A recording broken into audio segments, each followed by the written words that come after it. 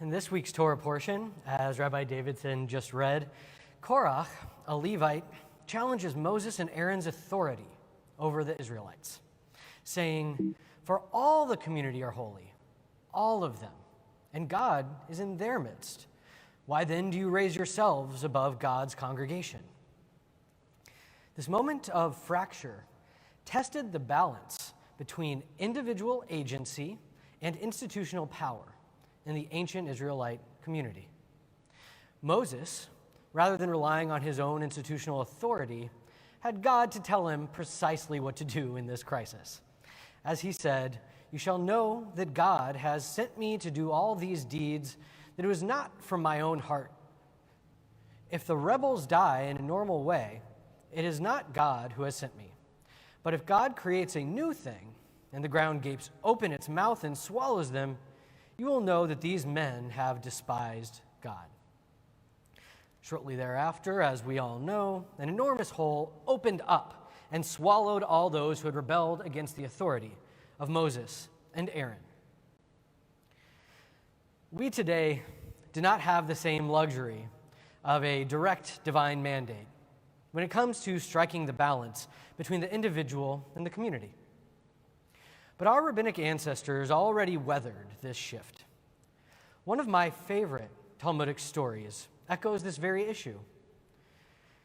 Two rabbis, Yehoshua and Eliezer, argue about whether an oven is kosher for use or not.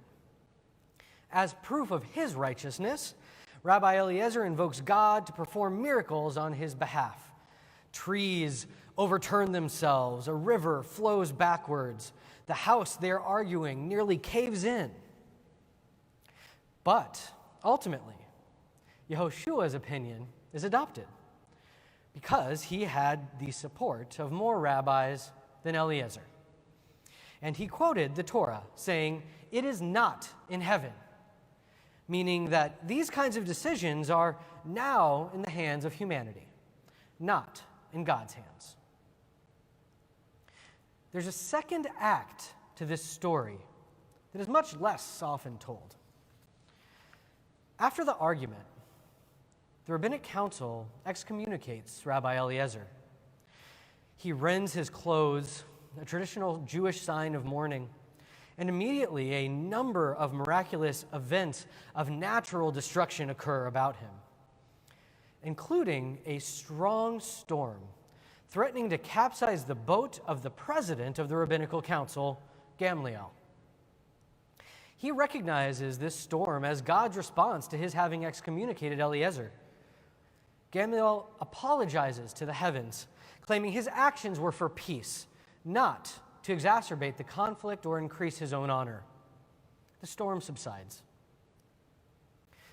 Gamliel's sister, who's also Rabbi Eliezer's wife, warns that should Eliezer be left to his own devices, some other form of premature death would come to Gamliel. Shortly thereafter, she's proven right, and Gamliel dies suddenly at the same time that Eliezer is left alone to pray. Rabbi Eliezer says to his wife, "From where did you know that your brother would die?" She responded, "This is the tradition I received. All the gates of heaven are apt to be locked, except for the gates of prayer for victims of verbal mistreatment." Gamliel's supernatural death aligns well with the miraculous sinkhole which swallowed those who rebelled against Moses and Aaron.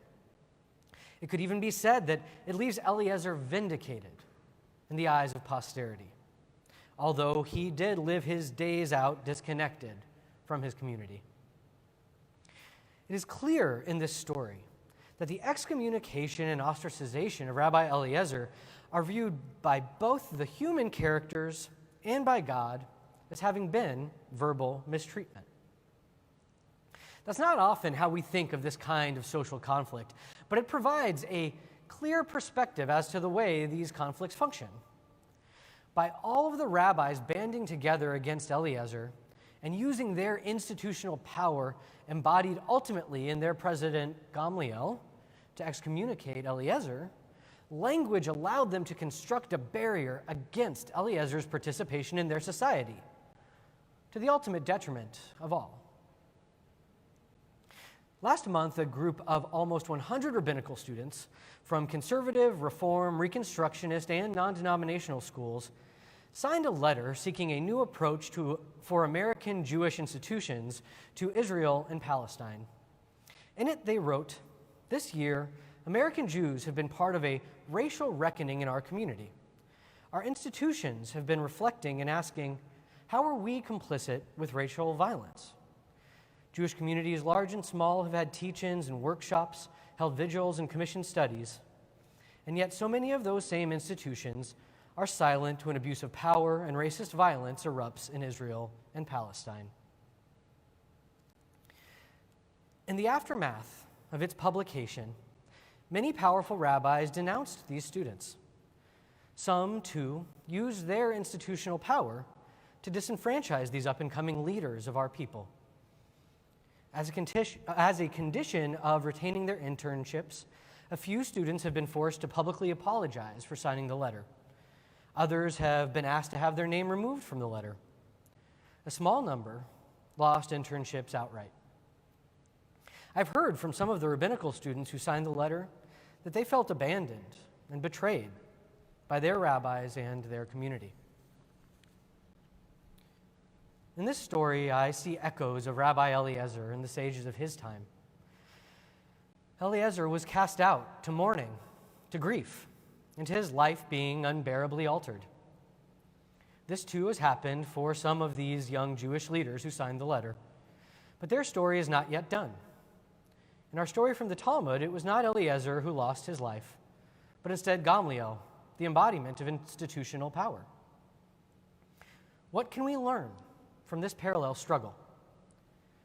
Privileging institutional hierarchical power structures over individual human dignity can itself lead to terrible discord and damage. The model we see in the Torah story of Korach is a divine one in which God is physically and verbally present to direct the ongoing empowering of their nascent institution via Moses and Aaron.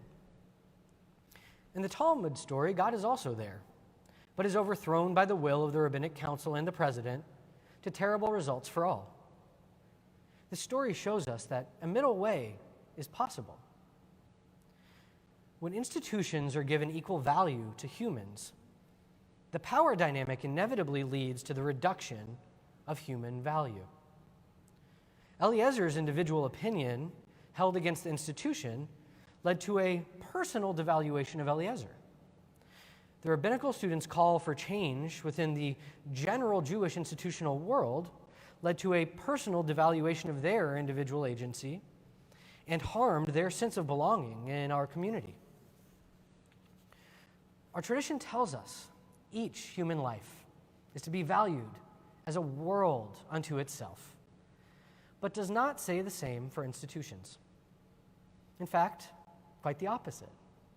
We have again and again restructured our Jewish cultures and societies, allowing institutions to fall by the wayside in order to maintain respect for the individual. Our very movement, the Reform movement, was founded as one that adopted brand new institutional structures to meet the needs of its day. The story of Korah shows us the bounds of hierarchical change when the divine presence dwelt tangibly amongst the Israelites. But the story of Eliezer shows us the bounds of hierarchical power when humanity comes to be in charge of its own destiny. May we learn from this story to treat our institutions as flexible, durable, maybe sometimes finite, remembering that they are not as humans created in the image of God. May we remember institutional power must be wielded carefully and in defense of our ultimate value, the sacredness of every individual human life. May we remember the gates of prayer for the victims of mistreatment remain open. Shabbat Shalom.